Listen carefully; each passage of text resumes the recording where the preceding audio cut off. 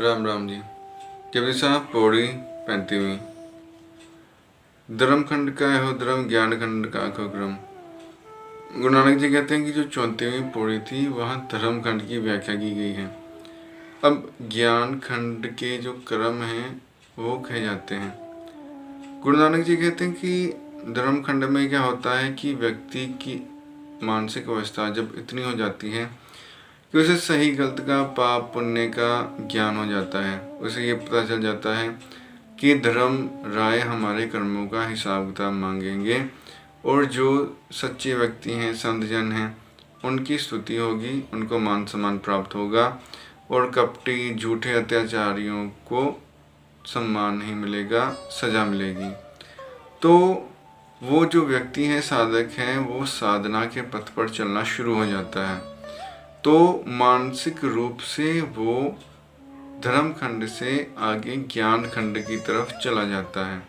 जब वो साधना करनी शुरू कर देता है तब आगे ज्ञान खंड का आखो क्रम, ज्ञान खंड का क्या क्रम है वो आगे बताया गया है। कहते पौन पानी व संतर कहते कान महेश। जब साधक की पहले जो दृष्टि थी संकीर्ण थी, वो सिर्फ अपने मोहल्ले, अपने देश, अपने धर्म तक ही सीमित था। अब जब ज्ञान खंड में उसकी सूरत चली गई है, उसका मस्तिष्क, उसका जो मानसिक स्तर है वो ज्ञान खंड की तरफ चला गया है, तब वो ये देखता है कि कहते पौन पानी के संदर कहते गान महेश।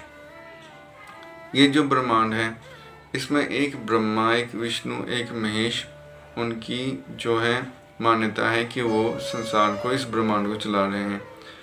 लेकिन वो जब धर्म खंड में आता है तब ये उसकी सोच होती है।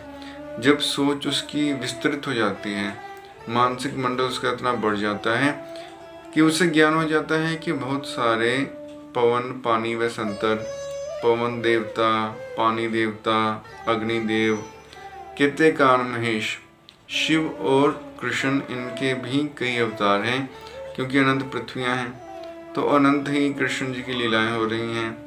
उन सब पृथ्वियों के अपने अपने ब्रह्मा, विष्णु, महेश हैं। तो ये सब उस साधक को ज्ञान हो जाता है।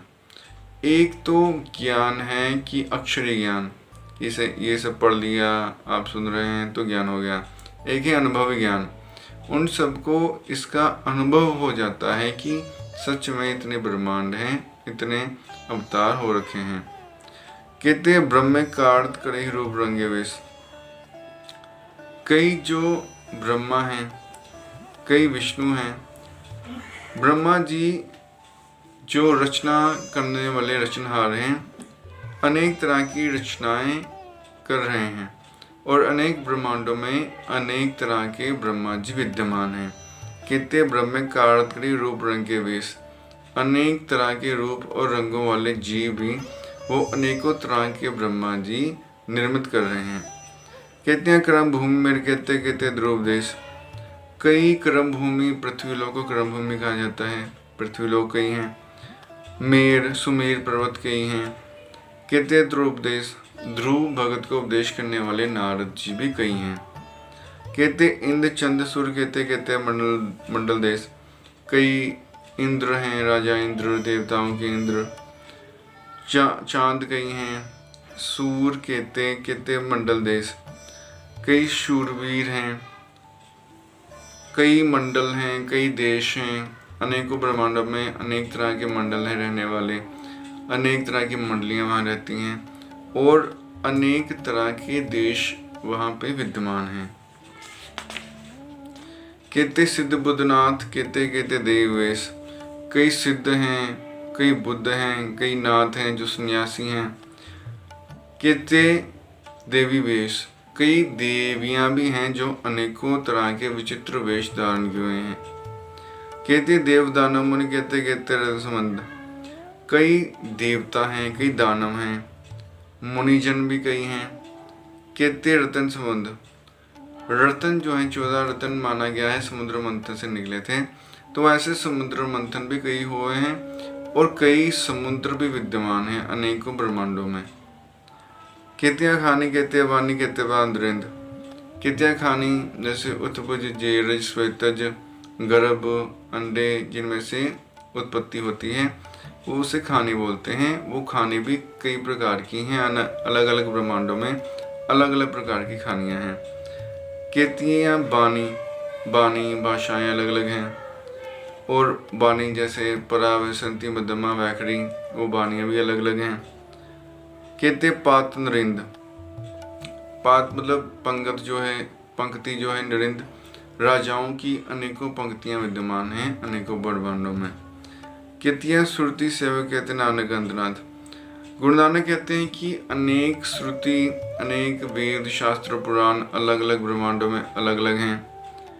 उनको मानने वाले, उनका गान करने वाले, उनकी व्याख्या करने वाले भी अनेक हैं। नानक अंतरांत, गुरु नानक कहते हैं इसका कोई अंतर नहीं है। तो गुरु नानक ने एक साधक की अवस्था का बयान किया है जिसे ज्ञान हो जाता है, तो उसकी बुद्धि संकीर्ण नहीं रहती। पहले वो खुद को एक नदी मानता था, अब उसे पता चल गया है कि वो एक समुद्र का अंश है, तो वो भी समुद्र हो गया।